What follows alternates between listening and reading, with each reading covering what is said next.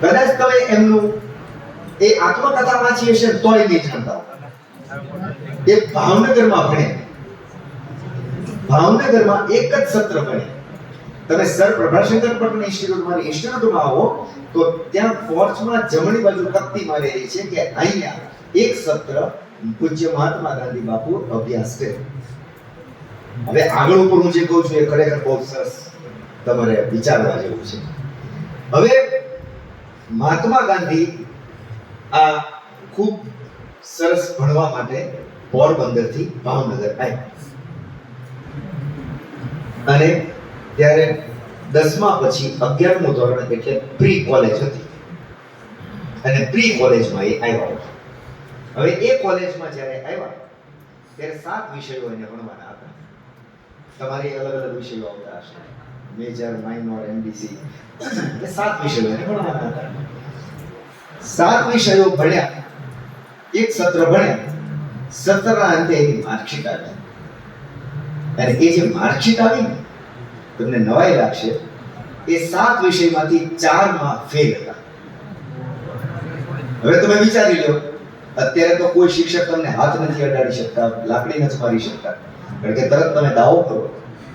ત્યારે તો સોટી વાગે ચમચમ ને વિદ્યાવે રંજનનો જમાનો હતો.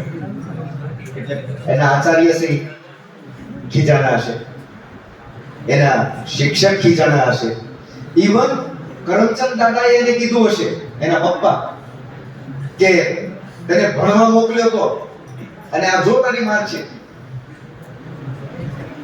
આપણી અત્યારની જે આપણા બધાની માનસિક પરિસ્થિતિ છે, આપણે લોકો માનસિક બહુ હતાશ છીએ, હારને પચાવતા શીખ્યા નથી. એટલે કદાચ અત્યારની પરિસ્થિતિમાં ગાંધી બાપુ આવ્યો હોત ને 4માં ફેલ થયો તો એને સુસાઇડ કરી લીધો હોત. પણ એને નો કે એને વિચાર્યું કે મારી કમ્પ્લીટ અલગ છે, મારે બીજા વિકાસ મારો કરવાનો છે, મારે બીજી રીતે વિકસિત થવાનું છે, મારે અલગ રીતે આગળ આવવાનું છે. અને એને પોતાની જાતનો આત્મવિશ્વાસ 4માં ફેલ થવા છતાં ગુમાવ્યો નહીં. હવે વિચારી લો, એને સમાજે કેટલું બધું કીધું છે, એના મિત્રોએ કેટલા મેળાપણા માર્યા છે, એના પપ્પા કેટલા ખીજાણા છે, છતાં એને આત્મવિશ્વાસથી ભરપૂર વ્યક્તિત્વ રાખ્યું. અને આ આત્મવિશ્વાસથી ભરપૂર વ્યક્તિત્વ રાખ્યું એટલે એ પૂજ્ય મહાત્મા ગાંધી કહેવાના. અને એ 4 વિષયમાં ફેલ હોવા છતાં શામળદાસ આર્ટ્સ કોલેજના મ્યુઝિયમમાં આજે મહાત્મા ગાંધીની માર્કશીટ બતાવવામાં આવે છે. ત્યારે યુનિવર્સિટી ફર્સ્ટ કોણ હતું તમે ત્યાં જઈને પૂછજો, એ શામળદાસમાં એનો ડેટા નથી. તમે 4માં ફેલ હો તોય તમારા ડેટા ભેગા કરવા પડે એવા વ્યક્તિત્વ તમે બનાવી શકો.